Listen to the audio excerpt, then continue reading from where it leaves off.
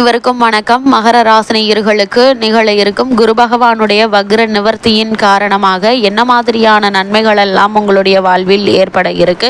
குறிப்பா வக்ர நிவர்த்தி பெற்று பலம் பெறும் குருவால் திடீர் கோடீஸ்வர யோகம் ஏற்பட இருக்குதுங்க. இதை யாராலும் தடுக்க இயலாது. இந்த வகையில் மகர ராசினியர்களுக்கு என்ன மாதிரியான முன்னேற்றங்கள் எல்லாம் ஏற்பட இருக்கு. குறிப்பா இத்தருணங்கள்ல கிரகங்களுடைய சஞ்சார நிலைகள் என்ன என்று பார்க்கும்போது ரிஷபராசியில் வக்ரம் பெற்று சஞ்சரித்த குரு பகவான் தற்போது வக்ர நிவர்த்தி பெறுகிறாருங்க. இதன் காரணமாக மகர ராசினியர்களுடைய வாழ்வில் குடும்ப சூழ்நிலை ரீதியாக உத்தியோகம், தொழில், வியாபாரம், கலைத்துறை, அரசியல் துறை, மாணவ மாணவிகள், விவசாய துறையினர், பெண்மணிகள் என அனைவருக்குமே என்ன மாதிரியான முன்னேற்றங்கள் எல்லாம் ஏற்பட இருக்கு. குறிப்பா இத்தருணங்கள்ல என்ன கிரகநிலைகளின் ரீதியாக அமையிருக்கும் சாதகங்கள் என்ன, பாதகங்கள் என்ன, மேலும் என்ன மாதிரியான முன்னேற்றங்கள் எல்லாம் ஏற்பட இருக்கு என்பது குறித்தான முழுமையான பதிவு தான் இந்த வீடியோல நம்ம விரிவா பார்க்க போகிறோம். அந்த வகையில இந்த குரு பயிற்சிக்கு முன்னதாக குருவினுடைய சன்னதியில் கூட்டு பிரார்த்தனைகளை மேற்கொள்ள வேண்டும். ஏனெனில் இந்த குருவானவர் தன்னுடைய பகை கிரகமான சுக்கிரனுடைய வீட்டிற்கு அல்லவா செல்கிறார். அதற்காக நாம் பயப்படவும் தேவையில்லை. குரு பார்க்க கோடி நன்மை என்றும் குரு சேர்ந்தால் கோடி தோஷம் நிவர்த்தி என்றும் ஜோதிட சாஸ்திரம் சொல்கிறது. எதிரியாக இருந்தாலும் எதிரில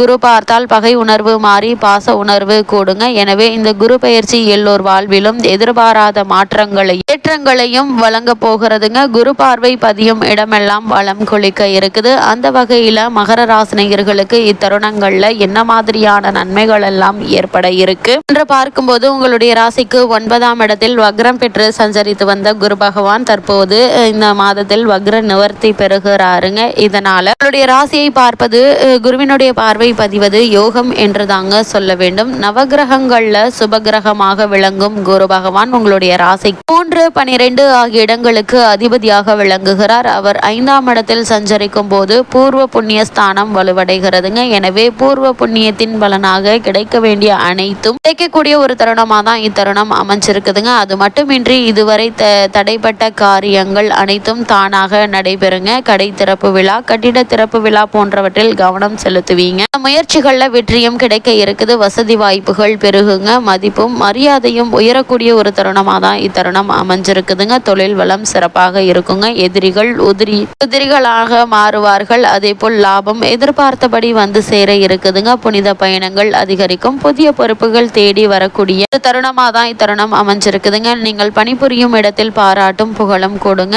இனிய பலன்கள் ஏராளமாக நடைபெறும். இந்த நேரத்தில் குரு வழிபாட்டை முறையாக மேற்கொண்டால் நினைத்தது அனைத்துமே நிறைவேறும் என்பதை கிரகங்களுடைய சஞ்சார நிலைகள் தெளிவாகவும் உறுதியாகவும் எடுத்து காட்டுதுங்க. அது மட்டும் இல்லாம மகர ராசினியர்களுக்கு குரு பகவானுடைய பார்வை பலத்தால் என்ன மாதிரியான நன்மைகள் எல்லாம் உங்களுடைய வாழ்வில் ஏற்பட இருக்கு என்று பார்க்கும்போது இந்த குரு பயிற்சியின் விளைவாக குரு பகவானுடைய பார்வை உங்களுடைய ராசிக்கு 1, 9, 11 ஆகிய இடங்கள்ல பதிகிறதுங்க. எனவே இந்த இடங்கள் எல்லாம் புனிதம் அடைகின்றன. குருவினுடைய பார்வை உங்களுடைய ராசியில பதிவதால உடல் நலன் சீராகுங்க. உள்ளத்தில் உற்சாகம் குடிக்கொள்ளும். பொருளாதாரம் உயரும். புனித பயணங்கள் செல்வீங்க. அதே போல் அடிப்படை வசதிகள் பெருகுங்க. அடுக்கடுக்காக நல்ல காரியங்கள் இல்லத்தில் நடைபெறுங்க. நினைத்த காரியங்கள் நிறைவேற இருக்குது. நீண்ட நாட்களாக இருந்த நோய் கொள்ளக்கூடிய ஒரு தருணமாதான் இத்தருணம் அமைஞ்சிருக்குதுங்க. குருவினுடைய பார்வை உங்களுடைய ராசிக்கு 9ஆம் இடத்தில் பதிவதால் மேலும் என்ன மாதிரியான நன்மைகள் எல்லாம் உங்களுடைய வாழ்வில் ஏற்பட இருக்கு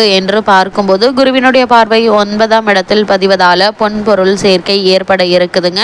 புதிய பாதை புலப்படும். நண்பர்கள் ஆதரவு கரம் நீட்டுவாங்க. தந்தை வழி உறவில் இருந்த விரிசல்கள் அகலுங்க. சகோதரர்களுக்குள் இருந்த பிரச்சனைகள் படிப்படியாக தீர இருக்குது. ஒளிமயமான வாழ்க்கைக்கு உத்தரவா கிடைக்க போகுதுங்க. அதே போல பாக பிரிவினைகள் சுமூகமாக முடியுங்க. பூர்வீக சொத்துக்களை விற்றுவிட்டு புதிய சொத்துக்கள் வாங்குவதில் ஆர்வம் காட்டுவீங்க. அந்த முயற்சிகள் வெற்றியும் கிடைக்க இருக்கு. அது மட்டும் இல்லாமல் உங்களுடைய ராசிக்கு 11ஆம் இடத்தை குரு பார்ப்பதால் என்ன மாதிரியான நன்மைகள் எல்லாம் ஏற்பட இருக்கு என்று பார்க்கும்போது 11ஆம் இடத்தை குரு பார்ப்பதால் தொழில் வளம் சிறப்பாக இருக்குங்க.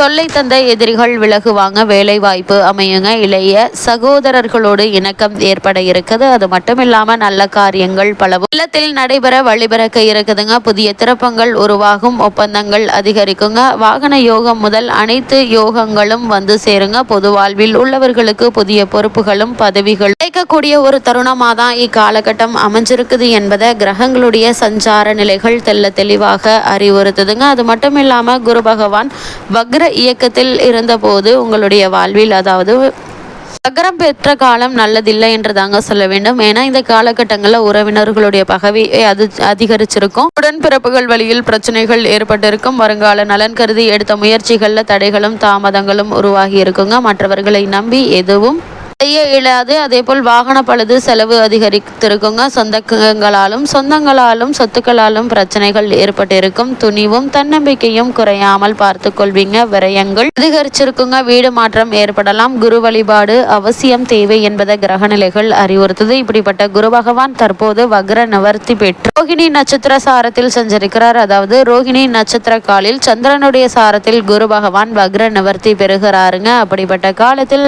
பல நல்ல காரியங்கள் இல்லத்தில் நடைபெறுங்க. காலகட்டத்தை பொறுத்த வரைக்கும் தொழில் வளர்ச்சி சிறப்பாக இருக்குங்க. உடல் ஆரோக்கியம் சீராகும். ஆன்மீக ஈடுபாடு அதிகரிக்குங்க. வெளிநாடு சம்பந்தமான முயற்சிகள் கை கொடுங்க. பிரிந்து சென்ற உறவுகள்ல உங்களோடு இணைய காத்திருப்பாங்க. விவசாயம் மற்றும் கால்நடை அபிவிருத்தியில் கவனம் செலுத்துவீங்க. உத்தியோகத்தில் உள்ளவர்களுக்கு உயர் அதிகாரிகளுடைய ஆதரவு கிடைக்குங்க. மனை கட்டி குடியேற வேண்டும் என்ற முயற்சிகளை மேற்கொண்டு வரும் மகர ராசியினருக்கு சிறு முயற்சியிலேயே வெற்றி கிடைக்கக்கூடிய ஒரு தருணமாக தான் இத்தருணம் அமைஞ்சிருக்குது என்பதை கிரகங்களுடைய சஞ்சார நிலைகள் தெல்ல தெளிவாக உறுதியளிக்குதுங்க. அதே போல மகர ராசியை சேர்ந்தவர்களை பொறுத்த வரைக்கும் இந்த காலகட்டங்களில் ராகு மற்றும் கேதுவினுடைய பெயர்ச்சியும் அமைகிறது. அதாவது ரிஷபராசியில் குரு சஞ்சரிக்கும் காலத்தில் ராகு கேது பெயர்ச்சியும் நிகழ்கிறதுங்க. அன்று கும்பராசிக்கு ராகுவும் சிம்மராசிக்கு கேதுவும் பெயர்ச்சி ஆகிறாங்க. இரண்டில் சஞ்சரிக்கும் ராகுவால் பணம் பல வழிகளில் விரயமாகுங்க. இந்த விரயம் சுப விரயமாகவே இருக்கும் பட்சத்தில் நீங்கள் கவலைப்பட வேண்டாங்க. கல்யாண முயற்சி கை கூட இருக்குது. மனம் போன போக்கில் செலவு செய்யாமல் பிள்ளைகளுக்காக செலவு செய்யுங்க. சுப செலவு செய்வது மிகவும் நல்லது. அதே போல் வாங்கிய கடனை தீர்ப்பதற்கு இயலாமல் அவதிப்படுகிறோமே என்று நினைத்தவர்களுக்கு இப்போது கடன் சுமை குறைய வழிபிறக்குங்க. உத்தியோகத்தில் மேலதிகாரிகளுடன் கருத்து வேறுபாடுகள் ஏற்படலாம், பார்த்து கொள்ளுங்க. உங்களுடைய முன்னேற்றத்தை பற்றி சக பணியாளர்களுடன் உரையாட வேண்டாங்க. சில திட்டங்கள் நிறைவேற வேண்டுமானால் திறமையோடு சிறப்பு வழிபாடும் தேவை. எனவே ராகு கேதுகளுக்குரிய சர்ப்ப சாந்தி பரிகாரங்களை மேற்கொள்வது அல்லது இக்காலகட்டங்களில் மகர ராசி சேர்ந்த பெண்மணிகளுக்கு மேலும் என்ன மாதிரியான நன்மைகள் எல்லாம் ஏற்பட இருக்கு